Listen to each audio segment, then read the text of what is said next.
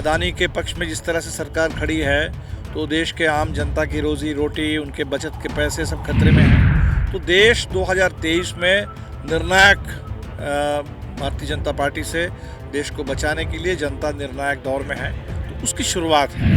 20 सालों बाद भाकपा माले का महाधिवेशन बिहार में होने जा रहा है और उससे पहले एक बड़ी रैली होने जा रही है।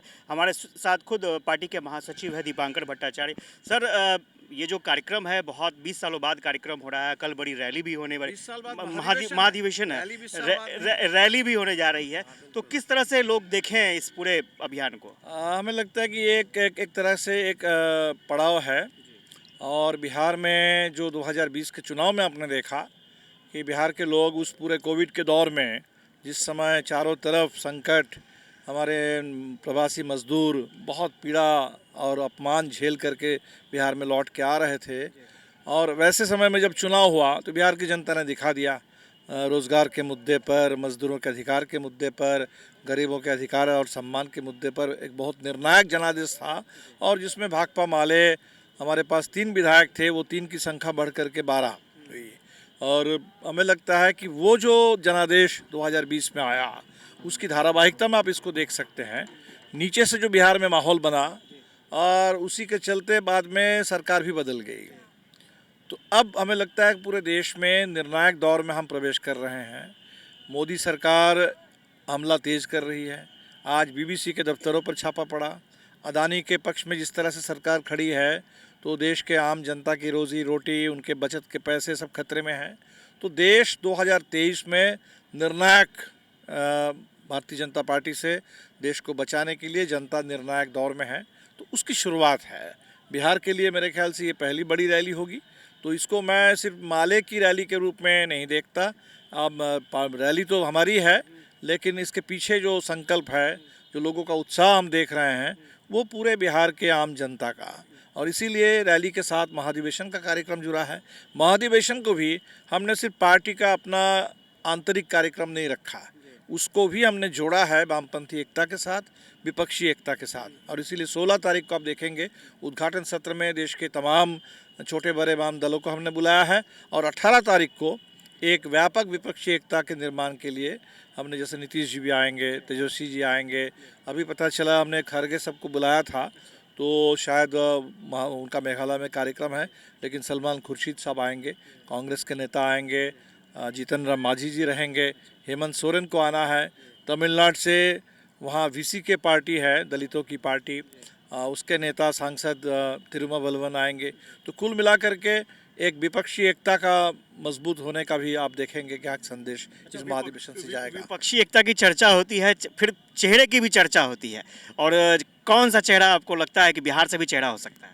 नहीं, बिल्कुल हो सकता है, कोई इसमें दो राय नहीं है। हमें लगता है कि देखिए, चेहरा की चर्चा तो वो लोग ज़्यादा कर रहे हैं जिनके पास कोई चेहरा बहुत खास है नहीं। मोदी जी का एक चेहरा उनके पास है, और उसी एक चेहरे के नाम पर पंचायत चुनाव तक भी लड़ा जा रहा है। तो देश में ये जो नारा दिया गया कि एक दल, एक विचार, एक नेता, एक चेहरा, एक अदानी, एक कंपनी, ये जो एक एक के चक्कर में इतने बड़ा देश, उसकी इतनी व्यापकता, विशालता, विविधता, उसको ख़त्म किया जा रहा है। तो लोकतंत्र का तकाजा ये है कि इतने बड़े देश में निश्चित तौर पर अलग अलग पार्टियां होंगी, बहुत सारी पार्टियां हैं। और जो बहुत सारी पार्टियां जब एक साथ मिल कर के कोई काम करें, आज़ादी का आंदोलन को देखिए, कितने सारे देश की कितनी धाराएं थी, सब मिल कर के आज़ादी का आंदोलन में। अब उस आज़ादी का आंदोलन में आप कोई अगर कह दे कि एक ही नेता थे, मुझे तो लगता है कि गलत होगा। आज़ादी के आंदोलन में गांधी जी भी थे, भगत सिंह भी थे, आपके नेहरू भी थे, अंबेडकर भी थे, तो ढेर सारे नेता थे। आज ये दूसरी आज़ादी की लड़ाई है देश के सामने, तो नेता बहुत होंगे और सबका काम महत्वपूर्ण है। प्रधानमंत्री कोई बन जाएंगे, जब समय आएगा कोई प्रधानमंत्री बनेंगे। नीतीश जी को मानते हैं आपकी इस रेस में? बन सकते हैं। हालांकि नीतीश जी खुद कहते हैं कि वो प्रधानमंत्री बनने के रेस में नहीं है, इसलिए मेरे लिए कुछ कहना तो ठीक नहीं है। लेकिन अगर आप पूछेंगे तो अब गुजरात के मुख्यमंत्री अगर प्रधानमंत्री हुए हैं, तो बिहार के मुख्यमंत्री अगर प्रधानमंत्री बने तो इसमें कोई हर्ज तो है नहीं, बिल्कुल हो सकता है। एक चीज़ और है, आपके विधायकों की संख्या बढ़ गई है, 2024 में इलेक्शन भी है, क्या टारगेट लेकर चले हैं कि सांसद भी बढ़ेंगे, संसद में भी माले पहुंचेगी एकदम? कोशिश तो ज़रूर होगी, क्योंकि हमें लगता है कि माले का पहुंचने का मतलब क्या है। जैसे विधानसभा में बिहार में, बिहार के लोगों को ये पता है कि माले की संख्या बढ़ती है तो लोगों की आवाज़ बुलंद होती है। माले की संख्या बढ़े तो वह हर अन्याय के खिलाफ, अत्याचार के खिलाफ, हर हक के लिए एक आवाज़ बुलंद होती है। और वो विधानसभा के अंदर जो आवाज़ बुलंद होती है उसकी गूंज बाहर भी होती है और नीचे की बाहर की लड़ाई भी तेज़ होती है। इसीलिए ये लड़ाई अगर दिल्ली तक पहुँचे तो निश्चित तौर पर जो किसान आज आंदोलन में है, सड़क पर है, जो मजदूर अभी लड़ रहे हैं देश में निजीकरण के खिलाफ, जो नौजवान लड़ रहे हैं रोज़गार के लिए, सुरक्षित सम्मानजनक रोज़गार के लिए, हमारी बहनें महिलाएं पूरे देश में लड़ रही हैं अपनी आज़ादी बराबरी के लिए, तो हमें लगता है कि ये लोकतंत्र की लड़ाई ज़रूर तेज़ होगी। और इसीलिए बिहार की जनता से भी हम ज़रूर अपील करेंगे। अभी तो सीट के बारे में कुछ कहना मुश्किल है, हम चाहेंगे कि व्यापक एकता बने, उसी व्यापक एकता में माले भी हो और हम लोग मिल कर के लड़े। और बिहार में नहीं, हमें हमें अपनी सीटों से ज़्यादा बिहार के जो सामग्रिक परिणाम हैं उस पर ज़्यादा इस समय हमारी नज़र है कि जो 2019 के चुनाव में हुआ था 40 सीट में 39 सीट बीजेपी एनडीए के खाते में, हालांकि उस समय नीतीश जी उधर थे।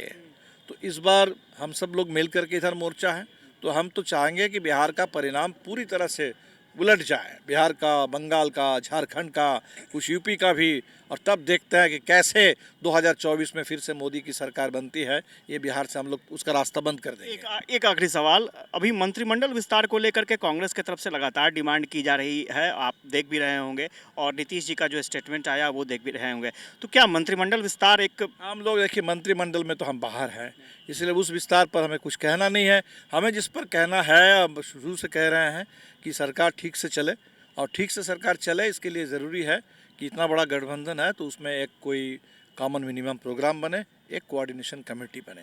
तो मंत्रिमंडल तो सरकार का है, लेकिन बाहर इतना बड़ा जो जनादेश, इतना बड़ा गठबंधन, तो उसके सम्मान में एक कोऑर्डिनेशन कमेटी और कॉमन मिनिमम प्रोग्राम, हम इसके लिए कोशिश करें। जरूरत है मंत्रिमंडल विस्तार की अभी?